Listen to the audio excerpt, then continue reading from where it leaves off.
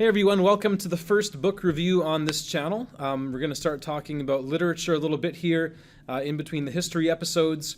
And what I want to do is just basically sort of do some show and tell with what's good out there, specifically in young adult literature, because lots of you guys watching this channel, guys and girls, are reading young adult literature.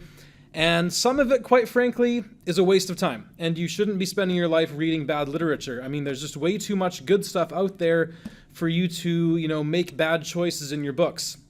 So I'm here to tell you as your teacher, and even if I'm not your teacher, I'm here to tell you as someone who reads maybe way too much, what books you should avoid and what books you should definitely get into. So we're going to kick things off here in no particular order. I'm going to start today with a sci-fi book. I don't really read sci-fi a whole lot, but this one is awesome. It is called Pathfinder, and the author is Orson Scott Card, who also wrote the Ender's Game series, which is really, really big. And the premise of Pathfinder, it's really thick, you can see that.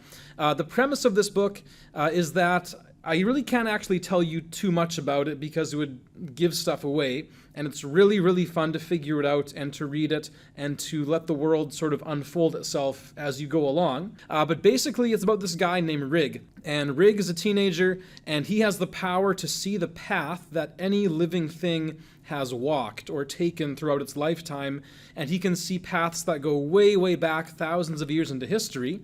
So he basically can see kind of like a map of where every living thing has been throughout history, which is a really cool special ability. And he has a friend, and his friend's name is Umbo, and Umbo has his own special ability, and basically Rig and Umbo go on this journey together, and it's a quest to kind of discover some really important secrets about their history and the world they're in. And that's pretty much all I'm going to say.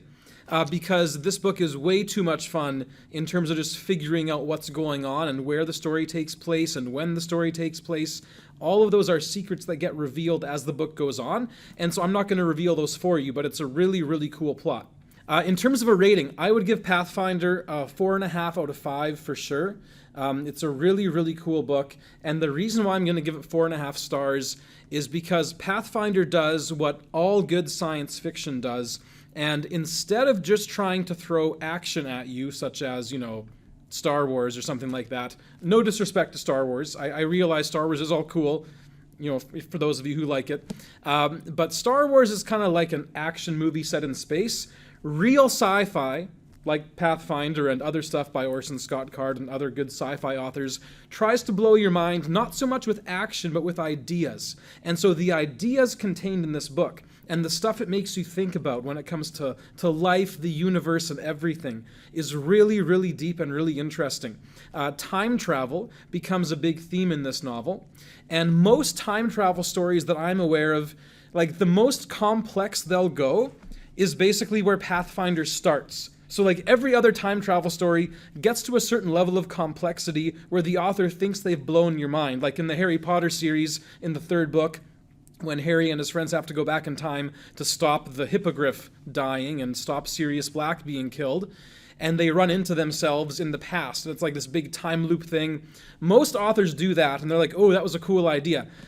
Pathfinder basically starts there. Like in chapter 2, there's a time loop already, and it goes from there out into regions that are just insane and mind-blowing and super cool. So basically it like treats all other time travel stories as like child's play, and this blows it wide open. So if you're in for that sort of thing, this book is amazing. Plus the history, the mythology, and just the richness of the world that Orson Scott Card creates is so cool that if you like, I don't know, just good stories in general, you need to pick this book up because it's awesome. The only reason why I give it 4.5 and not 5 out of 5 is because sometimes it gets so complex and so in-depth that it's hard to get your head around. But even the characters themselves talk about that. And there are times where the characters say things like, wow, this is really hard to understand, and I'm not really following with this anymore. And so you know that the author is actually kind of throwing a bone to the reader there and sort of saying, I get it that you might not follow with everything, but the main plot line is still perfectly understandable, very easy to follow. The characters are awesome. There's tons of characters that are super interesting. There is good action, there's good suspense, there's good humor, all of that stuff. So if you like sci-fi or just good books in general, you need to get Pathfinder. There are 2 more books in the series after it. Neither of them lives up to the first one, but they're still really good. And especially the first one sets a plot in motion that is super interesting. And so if you want to follow that up to the end, you need to read books 2 and 3, which are also great, but just they don't quite match up to this one. So Pathfinder, Orson Scott Card, check it out, and happy reading.